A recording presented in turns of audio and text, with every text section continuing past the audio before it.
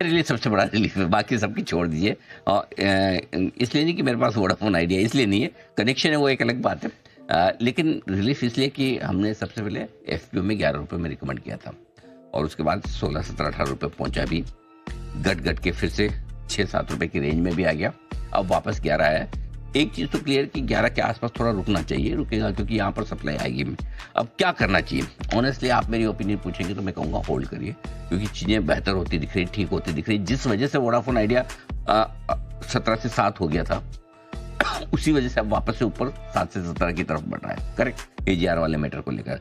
तो अगर जब चीज़ें बढ़िया हो रही है और आपने इतने समय तक दुख दर्द झेला है, तो फिर जल्दबाजी में निकलना नहीं चाहिए। अब ये रिस्क हमेशा रहेगी कि एजीआर वाला मामला किस तरह से निपटता है, ये आपको हमको किसी को पता नहीं, लेकिन उम्मीद है कि निपट जाएगा, क्योंकि सरकार चाहती है बचे। और अगर सुप्रीम कोर्ट ने डायरेक्शन दे दिया कि सरकार जो चाहे करे, तो फिर कोई वजह नहीं कि 50% हिस्सेदारी वाली, जो 49% हिस्सेदारी अगर सरकार की है, तो उस कंपनी को सरकार क्यों डूबने देगी, राइट। सो मेरा ये मानना है कि पहली बार होल्ड करना है। लेकिन कैच ये है कि जब भी 17 से 7 आया और आपके मन में कभी भी ये विचार आया हो, आ सकता है, गलत भी नहीं है, क्योंकि अब आपने कोई शेयर खरीदा हो, नुकसान लगता हो, भाव से बहुत नीचे आ जाता हो, तो आपके ये मन में कभी भी आएगा, अरे अनिल जी ने ये क्या दिलवा दिया, आ सकता है, गलत नहीं है।